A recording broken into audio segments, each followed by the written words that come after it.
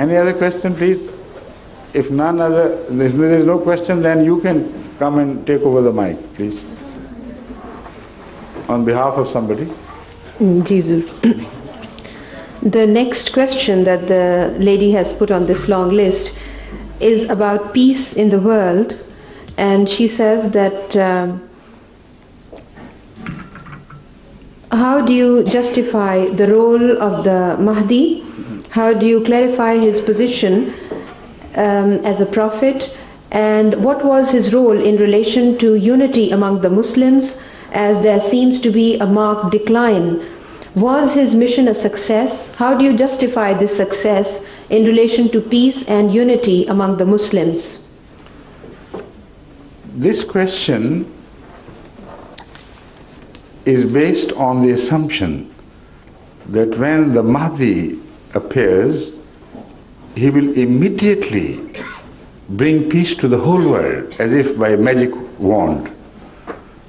This premise is not acceptable. It is not only irrational, it's against the entire history of religion. No prophet of God, however great he may be, can or would ever change the lot of the people against their wish, because this is an unchangeable principle which is accepted by all the religions of the world with relation to their own histories.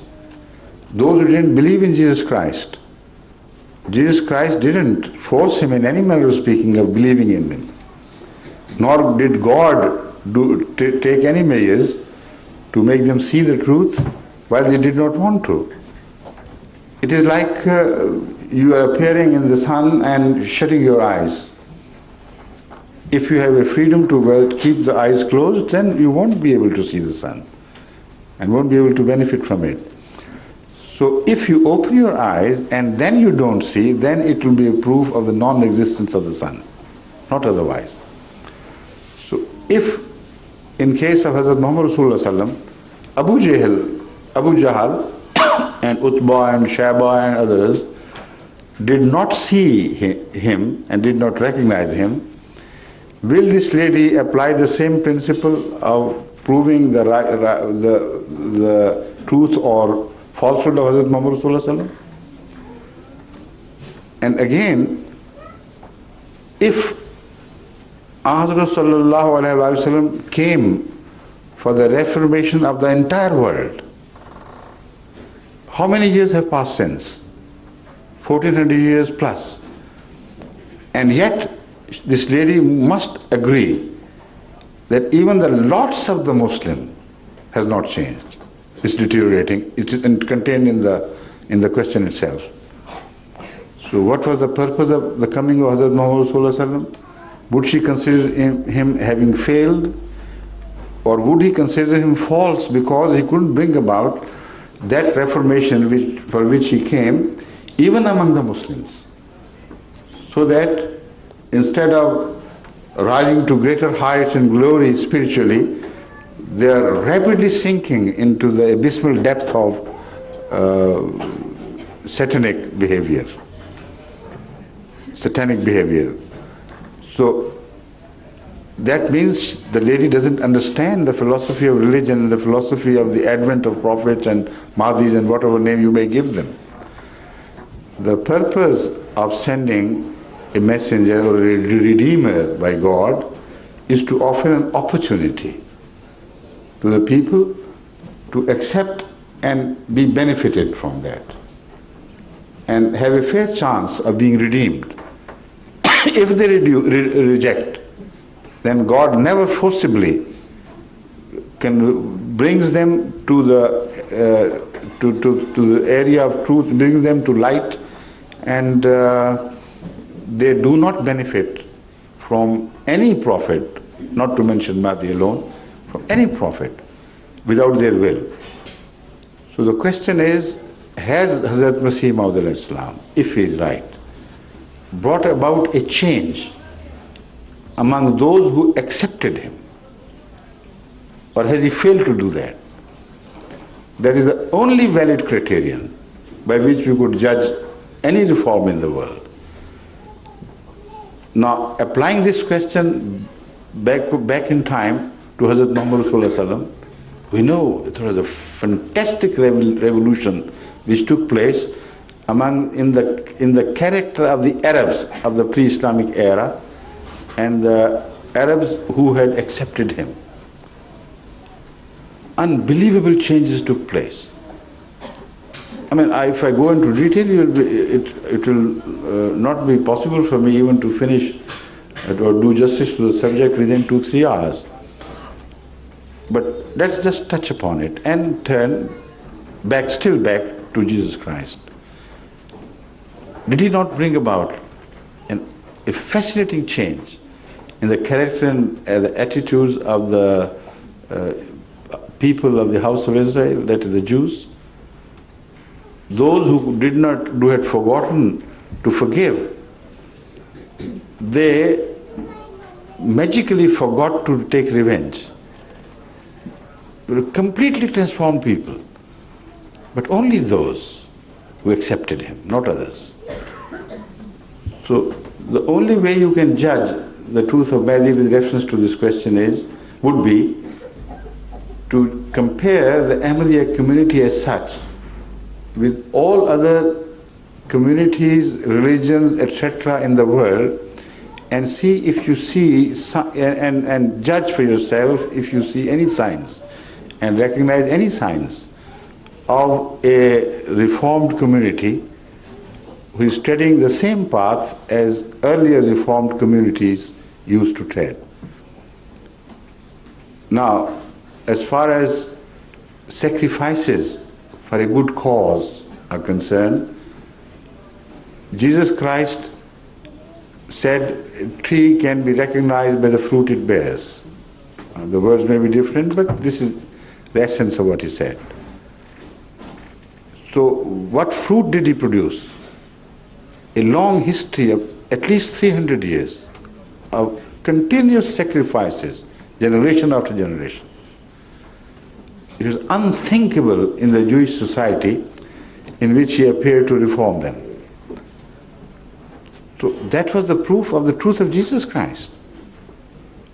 What so brought about such metamorphosis as if in the conduct and behavior of the people who believed in him? That is a sign of a godly man among them. And the same has been the case of Ahmadiyya community. If you look back at the 100 years or some more of its history, what is happening in Pakistan nowadays? Hundreds of thousands of people are suffering at the hands of the opponents of Ahmadiyya in so many ways.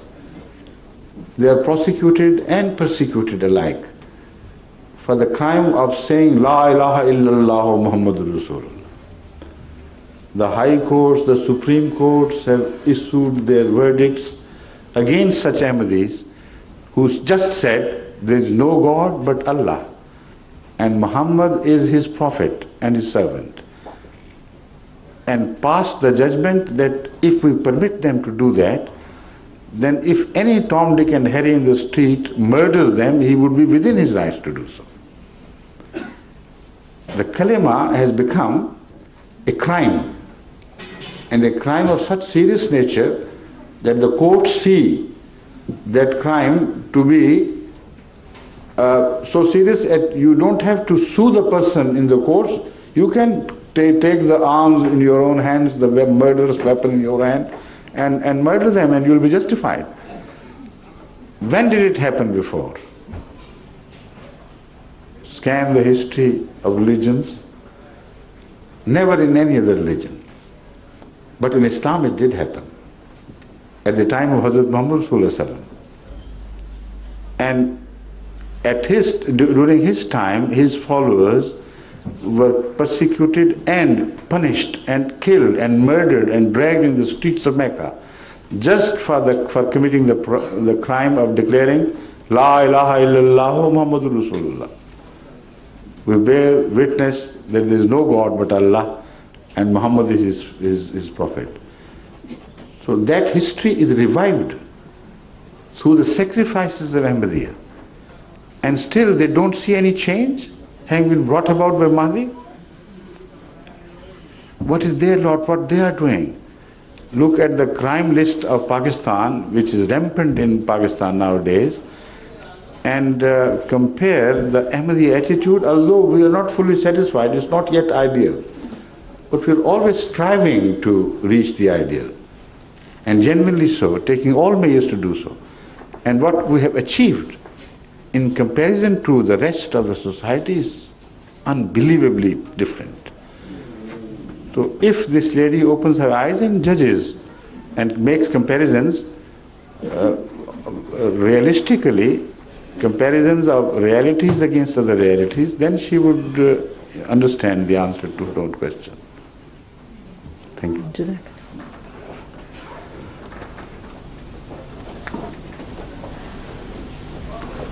You said there's a long list and now you're looking elsewhere for other questions. I thought if there's somebody present who would like to present, otherwise... No, they would come. They don't need your attention, your invitation, do they?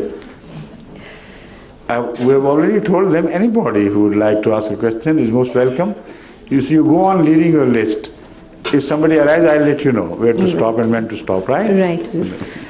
The next question is that how do you see your role and the role of the Ahmadiyya movement? Why are there is so much bickering in the Muslim Ummah?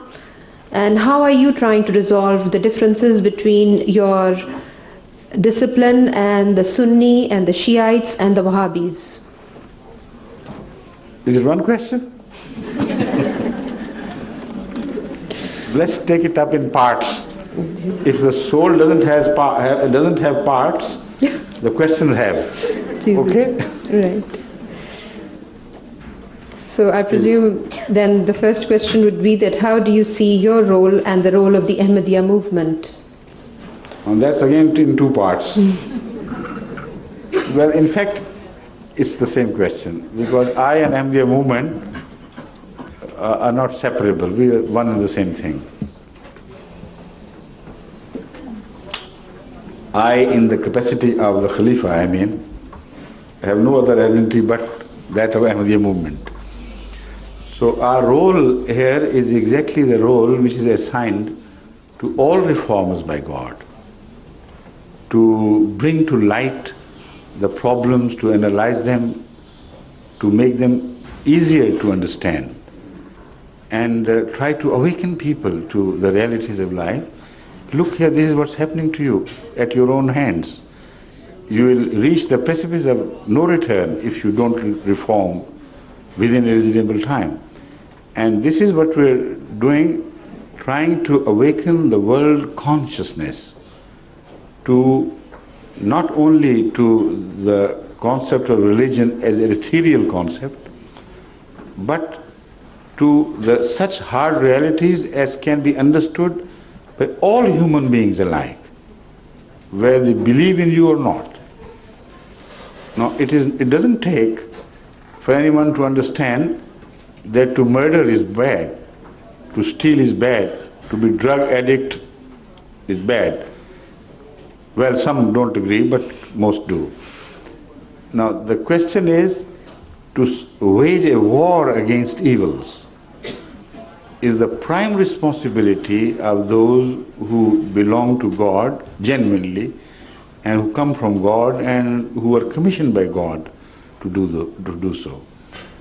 And the entire purpose of Jamaat Ahmadiyya all over the world is exactly this. And to analyze the situation and to make them realize the real causes of problems and suffering of man, and to try to make them understand before it's too late, you better reform yourself and take some remedial measures. Whenever I visit different countries of the world, I speak on the same subject. Like I even here touched upon this basic issue, that no peace can be established without justice. So in response to ex-President Bush's claim, or is he late? Ex. He's ex only, okay. So ex-President Bush's claim that, and also Reagan carried the same flag forward, that America was now about to bring about a revolution, a golden age a new era for the world, new era of peace. And all Americans nowadays speak so highly and loudly of this. But where can be peace where there is no justice? This is what I have been bringing to the notice of the world politicians, and this is the main subject of my address wherever I visit. And in my series of lectures, which are now published as under the title of Gulf Crisis and the New World Order, I have thoroughly examined and analyzed these issues and drawn the conclusion that if the world wants really peace, real peace, then first of all it must believe in the principle of absolute justice, not relative justice. The problem with the current contemporary politics and politicians is that they only believe in relative terms of justice, not in absolute justice. If they believe in absolute justice, then the reaction of Europe and America towards Bosnia would be even more strong, more severe and stronger than their reaction against what happened in Kuwait. Because the principles involved were, if not equal, they were not equal but the same. They were not equal because injustice was committed far more gravely in case of Bosnia than in the case of Kuwait. And it continued to be committed for years upon years. And the West talked and talked and talked and did not react even 1,000th part as much as they acted and reacted in relation to what happened in Kuwait at the hands of Iraqis. The only difference between the situation from one angle is that in that case it was a Muslim country which attacked a small Muslim state. And the world opinion was aroused. And Americans declared that a new Hitler is in the offing. And to save the world, we must gather round the principle that we will not permit a bigger fish to eat a smaller fish. If we did that, then there will be no peace left in the world. If you return to those statements, which are still available in the records of your newspapers, you'll see with what majesty and grandeur the American leadership announced this fact. It is for the sake of safeguarding human values, the principles of justice, principle of peace, that we are mustering the world forces against one Hitler in the offing, which will destroy the peace of the whole world. A Muslim country ventured upon an exercise in relation to a small neighborly countries. That was the reaction. A non-Muslim country, fully aided by the erstwhile communist regime, is attacking a small Muslim state. And the crimes committed against the people of Bosnia are no less than 100 times more grave and numerous than the crimes or the so-called crimes committed against the Kuwaiti people. So what is the difference? The principle as it evolves seems to be that if a non-Muslim punishes a Muslim, then there should be no reaction in the world. But if a Muslim punishes a Muslim, then you must react very strongly against it. Is there any logic in that?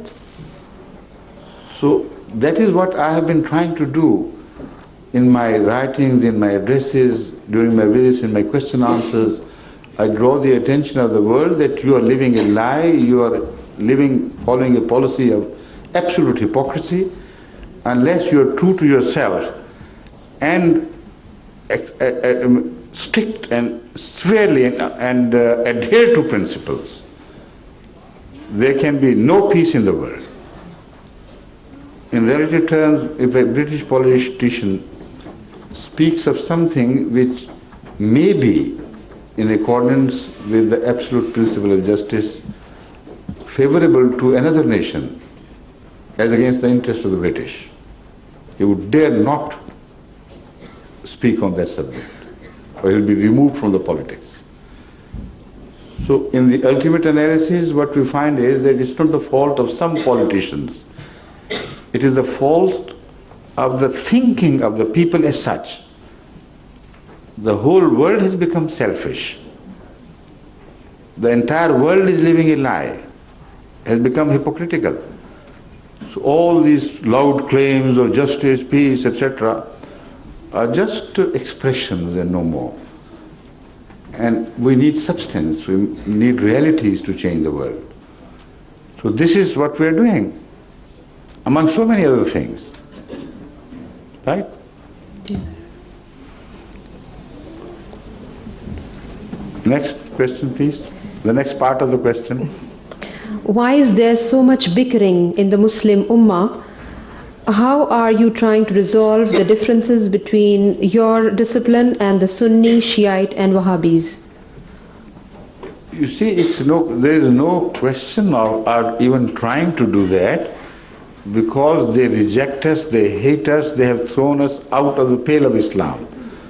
They can't tolerate our declaring La ilaha illallah Muhammadur Rasulullah. Would they accept us as judges and arbiters in resolving their differences? Well, this is a very unrealistic question. I have been meeting some of their leadership. I have been meeting some highly placed and highly placed, not officials only, but belonging to the very highest rung of political life in Muslim countries. And in private talks, they all agreed with me that what you say is right, this should be the approach. But how can it be achieved? This is a different question. All Muslim leadership in their own countries are totally helpless because they themselves are responsible for creating an atmosphere of duality within their own countries. When they speak to the West, they make false, loud, meaningless claims that as if they were adversaries, and we will not tolerate this and we will not tolerate that and do this for the world of Islam, and you are not behaving justly to this Muslim country and that Muslim country. They gather and make resolutions, but to what effect? Nothing. And when they meet them privately, they say, oh, this is a public talk, this is politics. We have to say things and don't mind our censure because it is essential for our survival.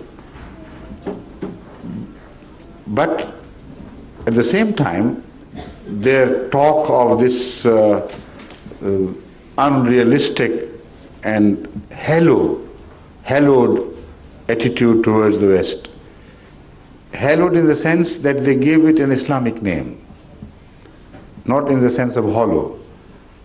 They try to make it appear as a divine attitude. For the sake of Islam, we are not going to tolerate any nonsense from your side. So they hallow their claims and they make false claims and they don't mean them, either in relation to its so-called Islamic nature or in relation to their own the goodness of their own state and their own country. So is the case of the ulama underneath.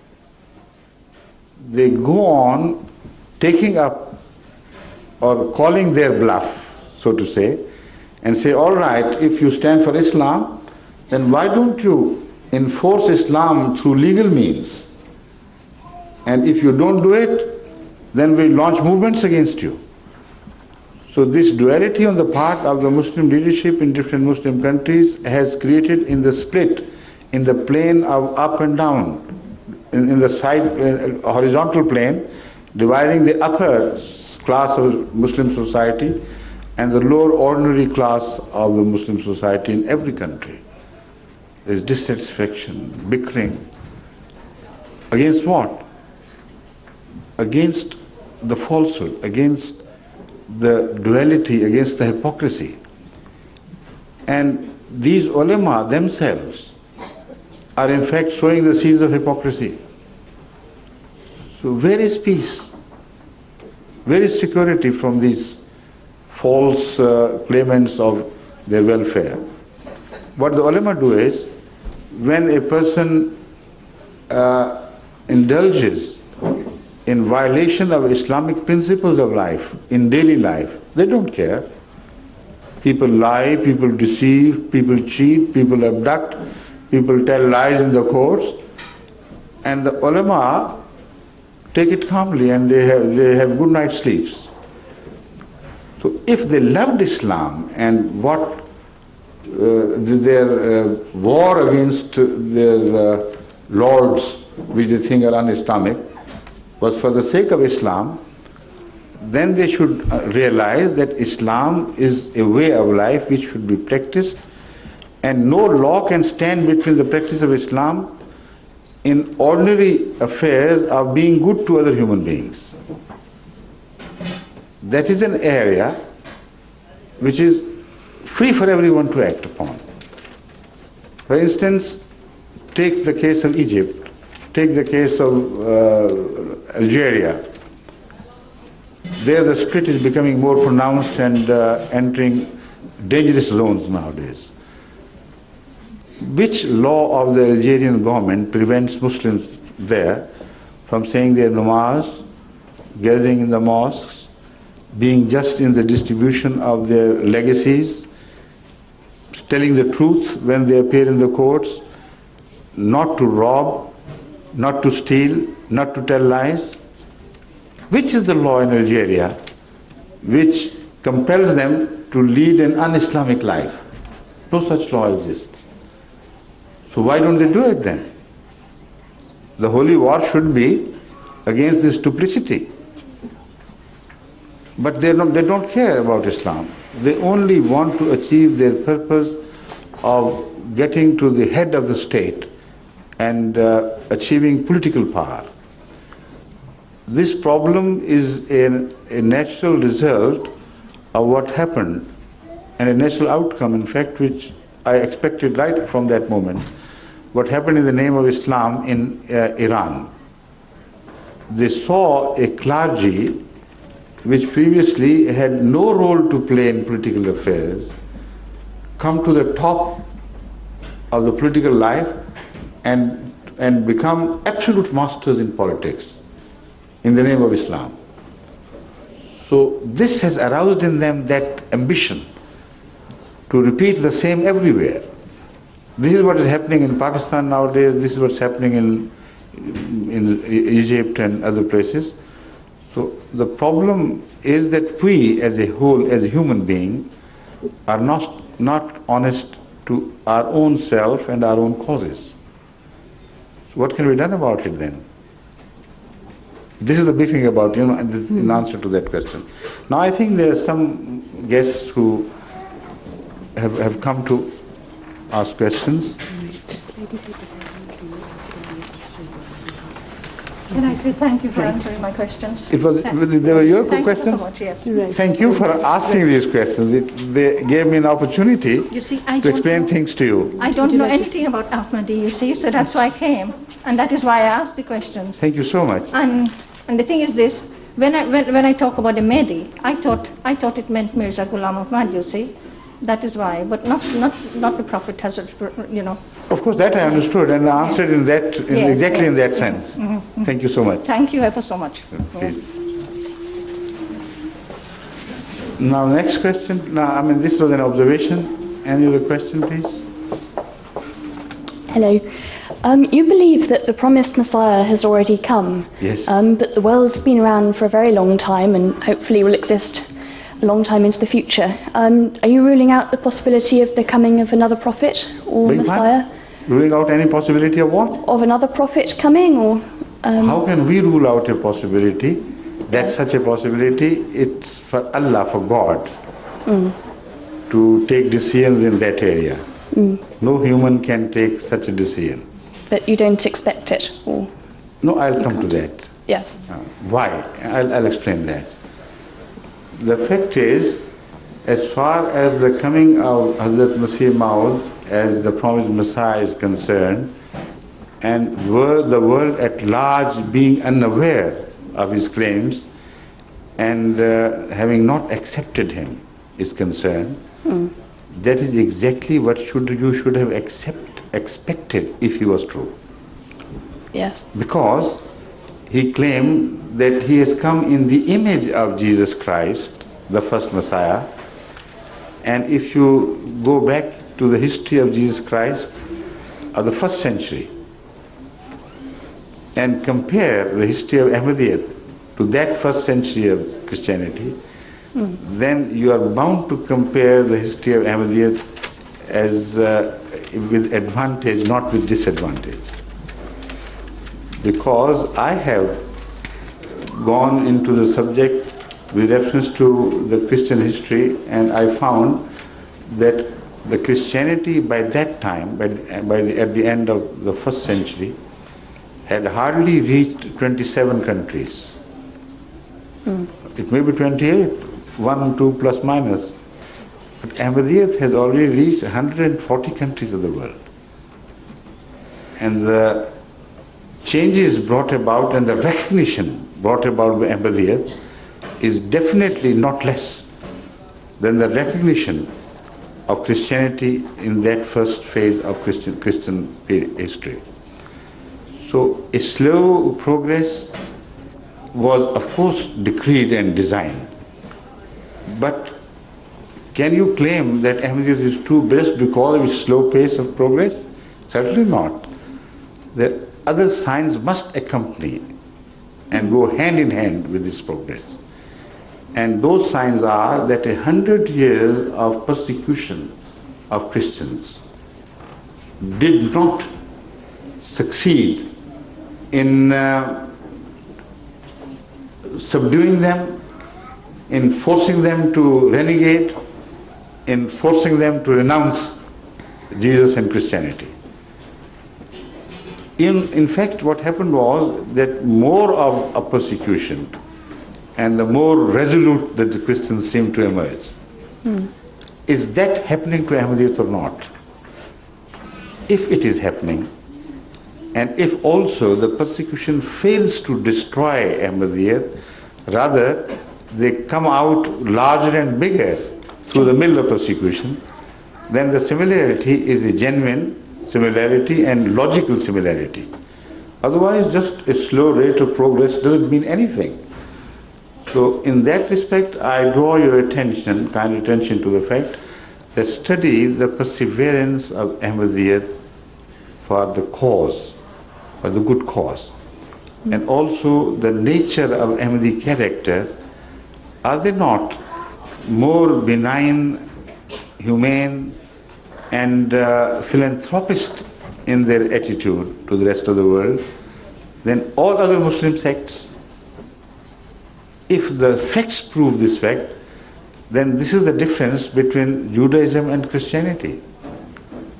We believe that Jesus Christ didn't bring in a new faith. So you must judge us according to our belief and our understanding of history. And we will find us true in that. We believe that Jesus Christ revolutionized the attitudes, did not change the Old Testament. Because he came that he had not come to change a jot of what was written in the books, but he had come to perfect the teaching, to complete it.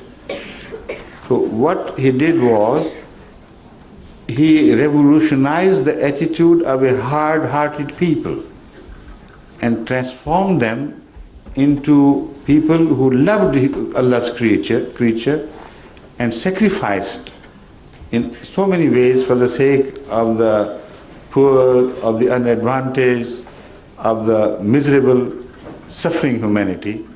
And this is exactly what we are doing. So general picture should be similar. That is the main principle which we claim, and I think it's convincing enough. Yes, thank you. Thank you. Okay.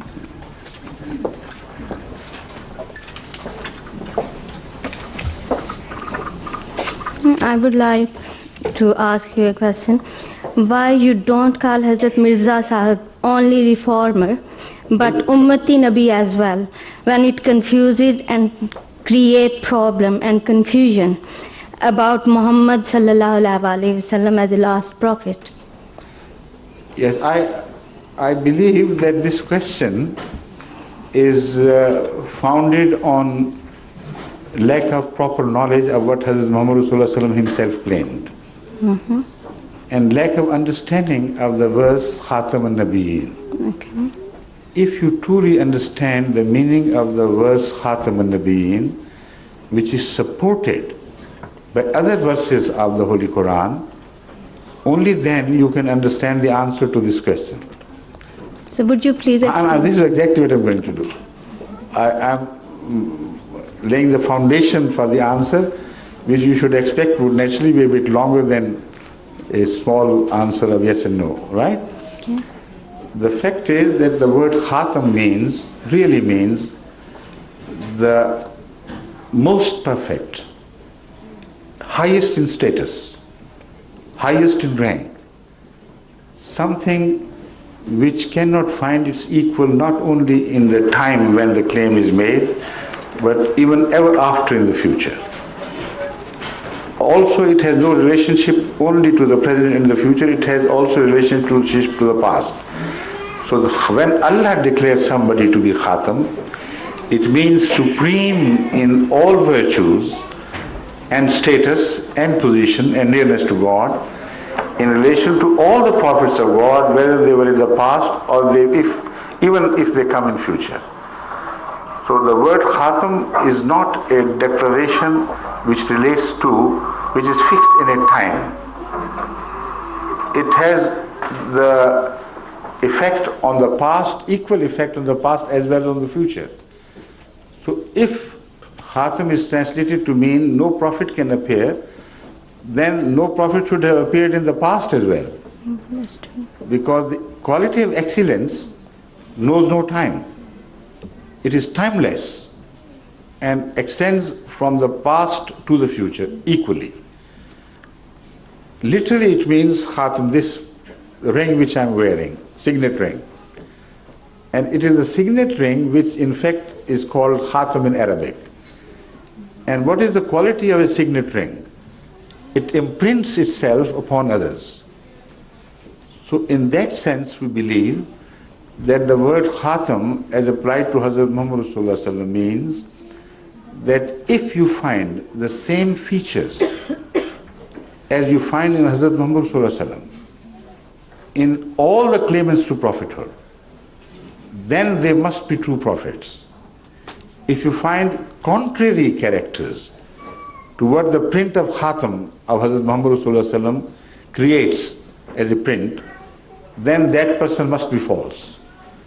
So it would mean in another sense that all prophets should be judged according to the character and the person of Hazrat Muhammad Rasulullah.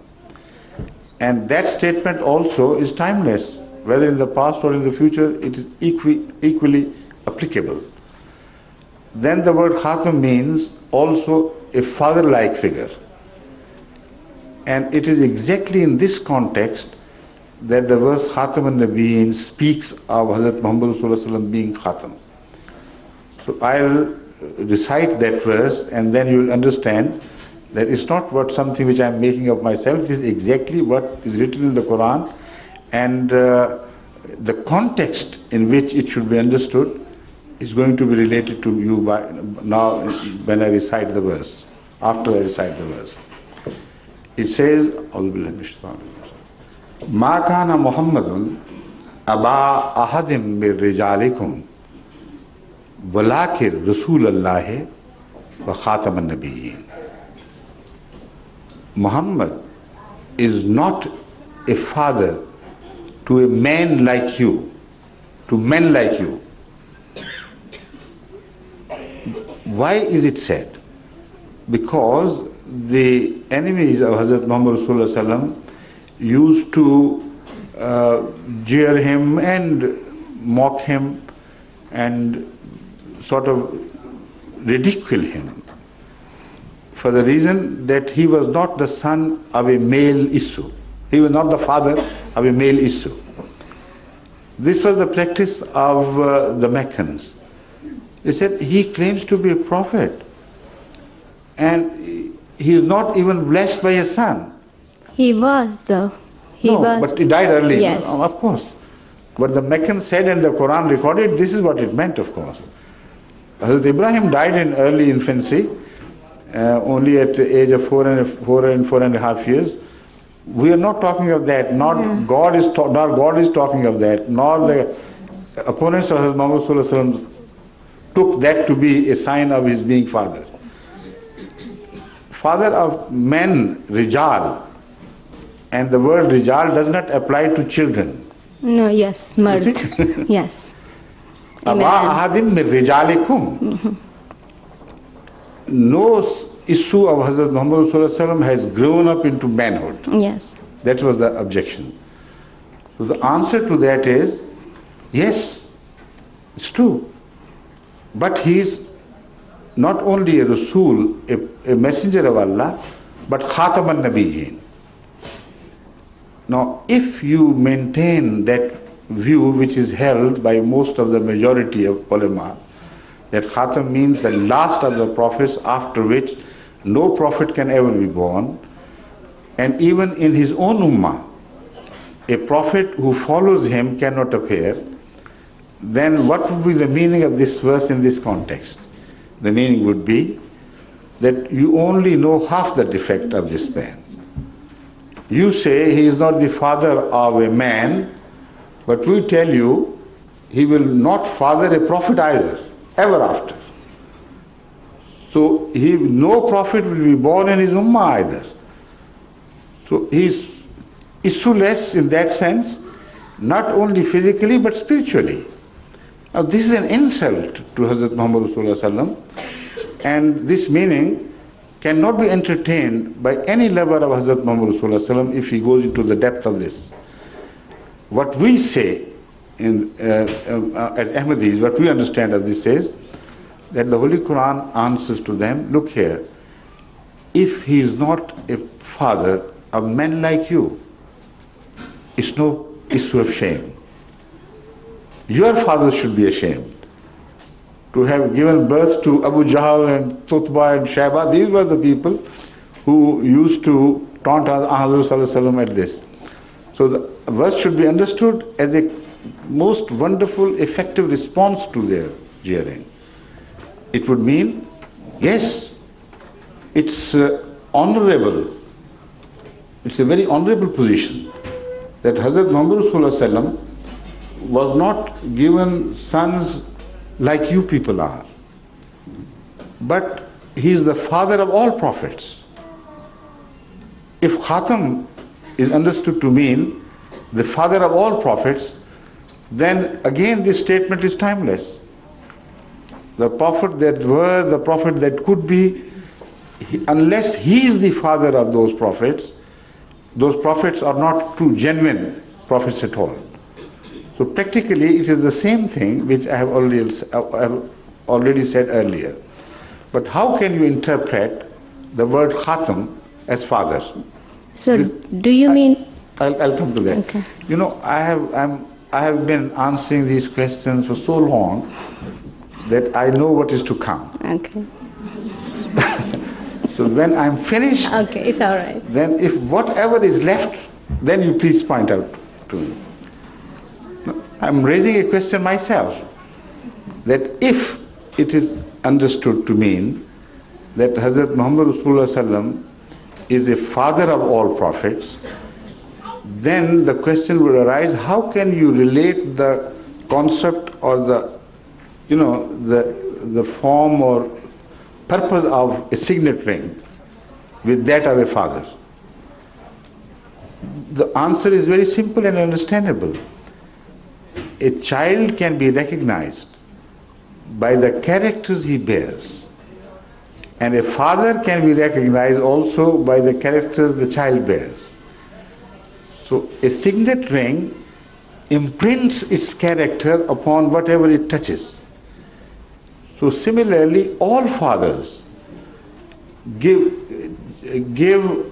their own not transform, but give or provide their character, or transfer was the word, transfer their character onto their progeny. That is why, even nowadays this is a very hotly debated legal issue, whether by the study of the genes one should legally accept the claim of somebody to be the son of somebody or not. This imprint is on every human cell. So Hazrat Muhammad Rasulullah is claimed to be a signet ring of prophets, which means if you find his imprint, then you will have to admit that he is the father, because he has larger character and the prophets may share only a portion thereof. Now this view is the view of Ahmadiyya Jamaat in understanding of the word Khatam al-Nabiyyin. Before discussing it in relation to another verse of the Quran, which exactly agrees with this claim, I come to another very important question of the usage by Hazrat Muhammad Rasulullah sallallahu alaihi wasallam himself of the same phrase Khatam. The issue, debatable issue, for the sake of those who don't understand this Islamic terminology, is the meaning of the word Khatam. Khatama may mean finished, and the word Khatam may mean the one who finishes. And it also means the signet ring, who instead of finishing produces its images and is capable of producing its images as many as it pleases. So this is the debate about when he was declared as Khatam. Did God mean that he has finished the institution of prophethood forever and no prophet would ever come after him? Or does it mean that only those prophets would come who are like sons to him, who are born within his ummah and are ummati and subordinate? This is the debate, Now, to satisfy your curiosity, let me quote the usage of the same word Khatam by Hazrat Muhammad Rasulullah himself in application to a human being.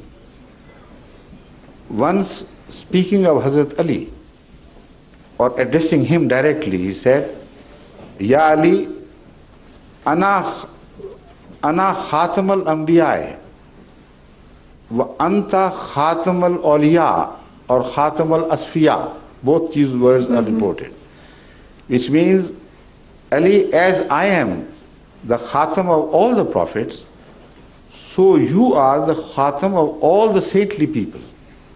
Correct? Yes, that's right. Now, what does it mean? In what sense Hazrat Ali was the khatam of all the saintly people? Does it mean that Muhammad Rasulullah informed his ummah that, like me being khatam of prophets, Ali is the khatam of all the good pious people? Meaning that no prophet will be born after me in Islam, and no saint, no pious man will be born after Hazrat Ali. Can you accept this meaning? The yardstick is the same, imagine. And you, in the same breath. But it has been said as well that there will be a reformer in each century. No, I'll come to that later. This is a different question. Sir. What is the status of that reformer? This is what we are discussing. Yeah. Reformers, of course, would come. But he never referred to any other reformer himself as a prophet.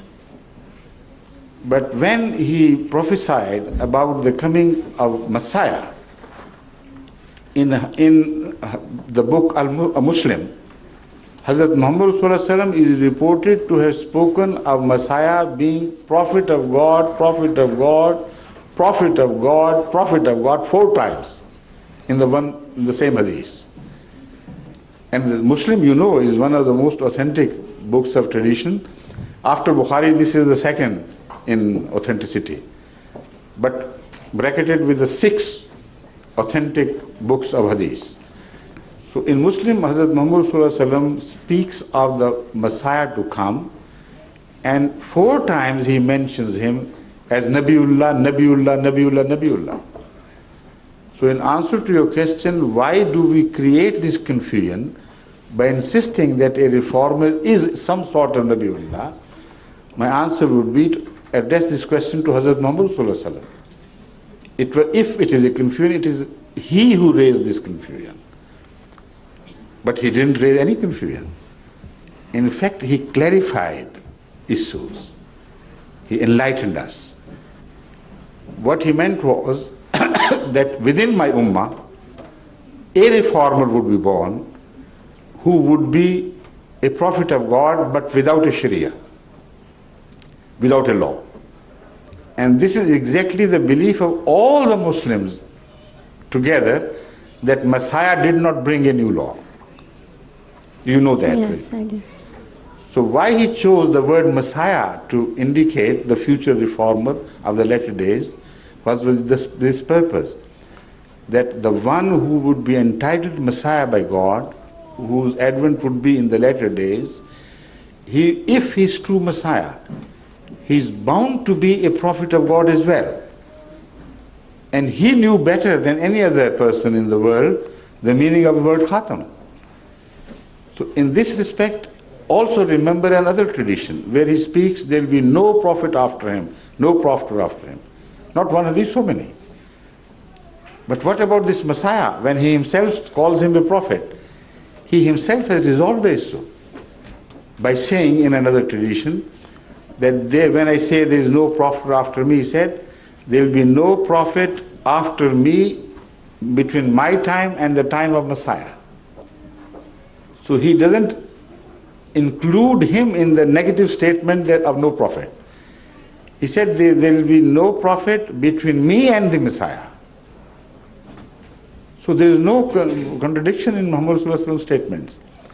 But let me return to that verse which I promised you would throw ample light on the true meaning of the word Khatam in the Quran. That verse is from Surah An-Nisa. The ladies, this is the most appropriate verse to be quoted here in an August Assembly of Ladies. In Surah An-Nisa, the Holy Quran says, وَمَنْ يُطِعِ اللَّهَ وَالرَّسُولَ فَأُولَٰئِكَ مَعَ الَّذِينَ أَنْعَمَ اللَّهُ عَلَيْهِمْ. Whoever obeys Allah and Ar-Rasul, this Prophet Muhammad Sallallahu Alaihi Wasallam, what would happen to such people? What do you expect? Will they be punished or rewarded? Tell me honestly.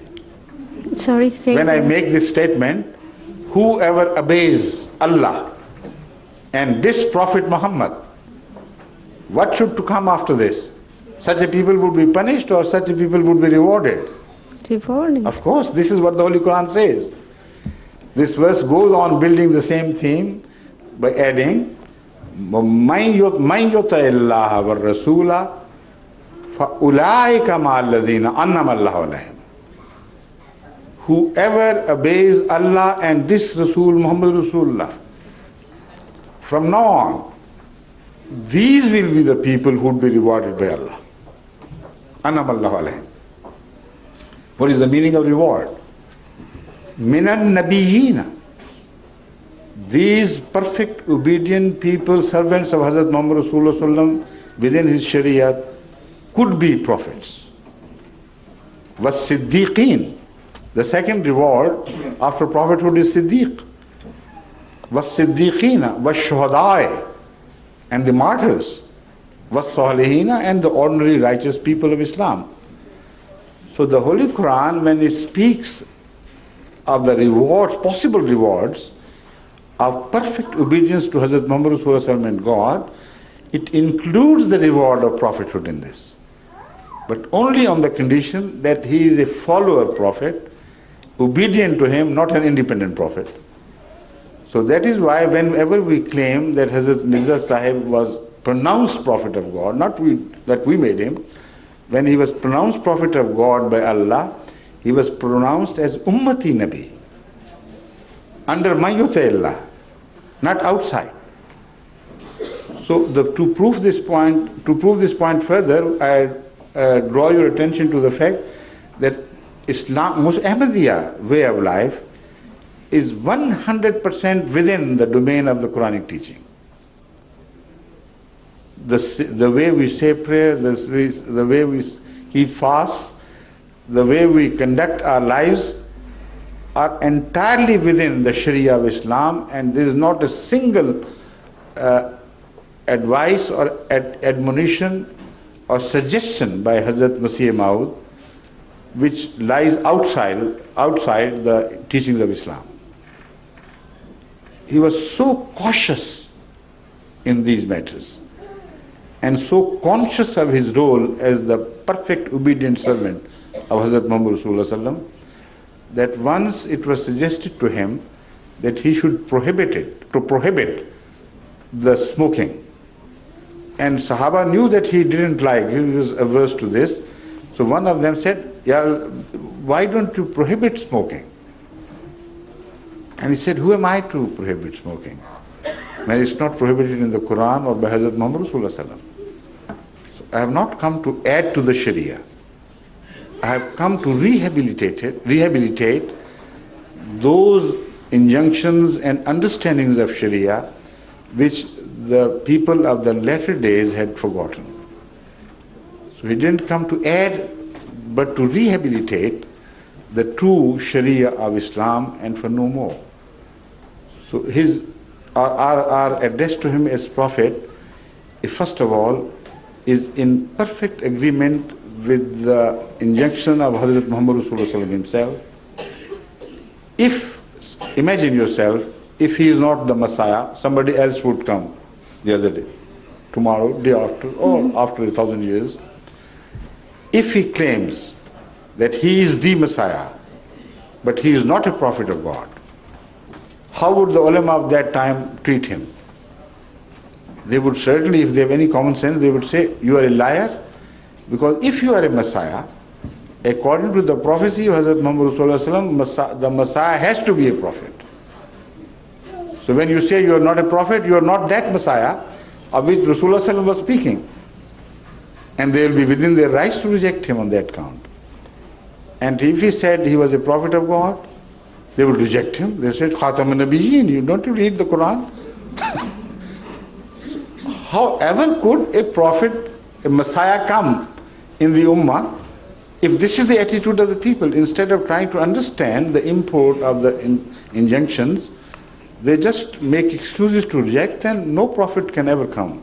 No Messiah can ever come in this Ummah.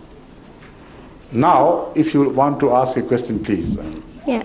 Yes, please. Just one more question have come in my mind when you were talking, that in a way I think that Sunni Muslim contradict this themselves. That's right. As if they believe that Jesus is alive on the sky and he will come before the justice day. So even a new or old prophet is coming back. That's right, yes. So Absolutely. They are not believing then on the... Exactly. You have supported me. It's not a question, it's a further support of what I maintain. Okay. And this is something which so that's what I have been saying, Yeah. in response to many other questions. No, but they strongly disbelieve you this. see that their position is absolutely paradoxical. Okay. Very unfortunate for them. Thank you very much. Yes, thank you. Now, a chit arrived some time ago reminding me that the time for Maghrib prayer is slipping out of hand. Huzur, one lady has requested. Oh, but all right. That to compensate for their waiting for so long, I'll say Isha prayer together with Maghrib. And that is what pleases many an old man who can't, please. Huzur, one lady has requested that she would like to join the community and be initiated. Most welcome. Why not? Would you like to be initiated into Ahmadiyya at my hand like we do Bai'at? Jesus. Now. Jesus. So, In Islam, what we do is when we take bath or give oath of allegiance to somebody, we hold hands if they are men. Out of respect for ladies and respect for their chastity, Islam does not promote free physical contact between men and women unless they belong to close family relationship. So that is why in case of women, what we do is, sometimes I ask one of my daughters to come and hold my hand, and the new one who wants to be initiated, she holds the hand of my daughter, so a physical contact is established. So I would request Tuba to come forward.